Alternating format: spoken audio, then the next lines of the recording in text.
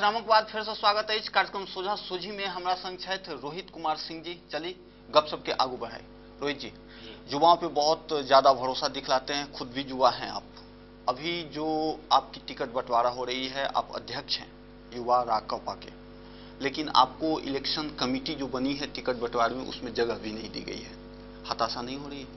जी, हताशा का कोई प्रश्न चिन्ह ही नहीं उठता है। हमारे नेता तारिक अनवर जी खुद सक्षम हैं युवाओं को प्रोत्साहित करने के लिए, और जब सैया मोड़ कोतवाल तो अब दर काहे का।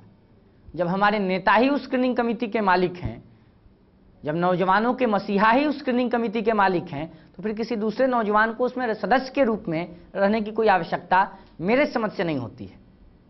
जी, जो तारिक जी कर दें वो फाइनल। जी नहीं, ऐसी बात नहीं है। हम नौजवानों को पूरा भरोसा है तारिक अनवर के ऊपर।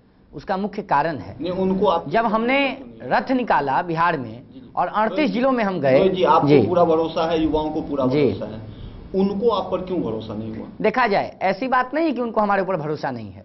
अगर तारिक अनवर साहब को हमारे ऊपर भरोसा नहीं होता तो वो शायद हमारी 65% युवाओं को चुनाव लड़ाने की मांग को नहीं स्वीकार करते। आज हर एक जिले में अगर 10 विधानसभा सीटें हैं, उदाहरण के रूप में मैं देता हूं, अमूमन मान लीजिए 10 विधानसभा सीटें एक जिले में हैं, तो 7 सीटों पर नौजवान लड़ने जा रहे हैं। आज राष्ट्रवादी युवक कांग्रेस के ज्यादा से ज्यादा कार्यकर्ता, ज्यादा से ज्यादा कैडर चुनाव लड़ रहे हैं। इससे ज्यादा बड़ी बात कुछ नहीं हो सकती है। जी, एक तरफ आपने ये बात कही, दूसरी तरफ ये है कि चर्चा आ रही है जी कि इस चुनाव के बाद आपको इस पद से मुक्त कर दिया जाएगा, और बिलीव किस बात पे किया जाए? जी, देखा जाए, राजनीति में कोई पद किसी का स्थायी नहीं होता है। ये जागीरदारी व्यवस्था का परंपरा नहीं है।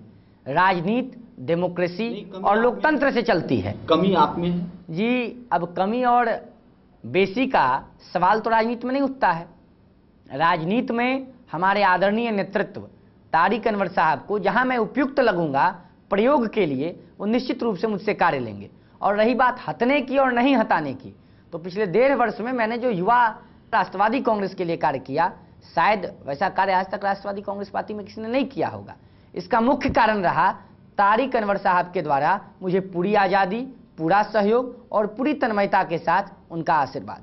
रोहित जी, एक जो दिखाई पड़ रही है एक बात, वो ये कि कल तक आप पोस्टरों में जो पार्टी बॉय के रूप में आया करते थे, आजकल आप कहीं उस इर्द गिर्द भी नजर नहीं आ रहे हैं जी। तो बड़ी गैप दिखाई पड़ रही है। सबसे बड़ी बात है सुशांत जी, ये जो प्रश्न आ रहा है कि पोस्टर बॉय का, राजनीति में कोई पोस्टर बॉय नहीं होता है। राजनीति में एक व्यवस्था, एक प्रणाली, एक कार्यशैली होती है। और अभी तो आचार संहिता का मौसम है। अगर पोस्टरों में आप मुझे देखना चाहेंगे तो शायद मुझे हवालात में रहना होगा, शायद हथकड़ी लग जाएगी मुझे चुनाव आयोग के आशीर्वादानुसार। इसलिए हो सकता है शायद पार्टी मुझे पोस्टर बॉय के रूप में न प्रयोग कर रही हो। जहां एक तरफ गठबंधन अनिवार्यता हो गई जी, सारे पार्टियों, जहां भी आप देखें गठबंधन अब प्रासंगिक हो चुका है, चाहे वो सेंट्रल से लेकर के स्टेट लेवल तक आए, तो गठबंधन की राजनीति ही सक्सेस होती है। इस बार आप लोग कहीं किसी गठबंधन में नहीं है, क्या लगता है? जी, देखा जाए, हमारे नेता तारिक अनवर जी का लगातार प्रयास रहा है बिहार में और खास करके हिंदी पट्टी में राष्ट्रवादी कांग्रेस को मजबूत करना, संगठित करना और सुसज्जित करना। यही कारण है कि हमारी पार्टी आगामी विधानसभा चुनाव में बिहार में 243 सीटों पर चुनाव लड़ने की प्रयासरत है। देवेंद्र प्रसाद यादव, ददन यादव, एचडी देवगौड़ा, वामपंथी पार्टियां, समाजवादी पार्टी, कभी कभी मायावती, इन तमाम नेताओं का लगातार दबाव आदरणीय तारिक अनवर जी को आ रहा है कि आप तीसरे मोर्चे का नेतृत्व बिहार में करें। लेकिन हमारे नेता ने इसको भी विचारणीय रखा है। आपने ये बात कही कि सारे पार्टी जो हैं वो टच में हैं और एक अलायंस की बात कर रहे हैं। दूसरी तरफ ये बात है कि आप से कोई पार्टी टच ही नहीं कर रहा है, आप उस लेवल में समझे ही नहीं जा रहे हैं जहां आपको गठबंधन में अनिवार्यता की जगह दी जाए। जी, देखा जाए, ये किसी का व्यक्तिगत सोच हो सकता है। मैं आपको बतला दूं, आज देवेंद्र प्रसाद यादव, ददन यादव, सर्वजन समाज party, Bahujan Samajwadi party, Samajwadi party और कई वामपंथी पार्टियां, कई वाम विचारधारा की राजनीतिक संगठनें तारिक अनवर साहब के संपर्क में हैं। और इन बातों को मीडिया के साथियों ने भी राज्य के पटल पर लाने का काम किया। कारण है, बिहार की जनता चाहती है कि एक स्वच्छ, साफ सुथरी छवि का ईमानदार, धर्मनिरपेक्ष नेता बिहार का मुखिया बने। और तारिक अनवर के रूप में बिहार की जनता एक विकल्प देख रही है, तो निश्चित रूप से अन्य राजनीतिक पार्टियां and other political forces are willing to join hands with Nationalist Congress Party. एक तरफ आप ध्रुवीकरण की बात बोल रहे हैं, दूसरी तरफ विकल्प, तारिक अनवर जी को विकल्प बतला रहे हैं। इतर, इस बात से इतर अगर जाएं तो आपके जितने भी विपक्षी हैं सारे एक स्वर में कहते हैं कि ये सारे पार्टी जो भी हैं, इसमें एक राष्ट्रीय कांग्रेस पार्टी का नाम भी लिया जाता है। वो लोग लेते हैं कि ये वोट कटवा पार्टी है, इनका काम यही है कि वो किसी को हरा सकते हैं पर विन नहीं, खुद सेल्फ विन नहीं कर सकते। जी, अगर लालू यादव, नीतीश जी, रामविलास जी और मोदी जी स्वीकार करते हैं कि राष्ट्रवादी कांग्रेस पार्टी ने चुनाव हरा सकती है, तो वो तैयार रहे चुनाव हारने के लिए, क्योंकि उन्हें चुनाव हरा करके एक अन्य मार्ग में हमारे नेता प्रवेश करने वाले हैं।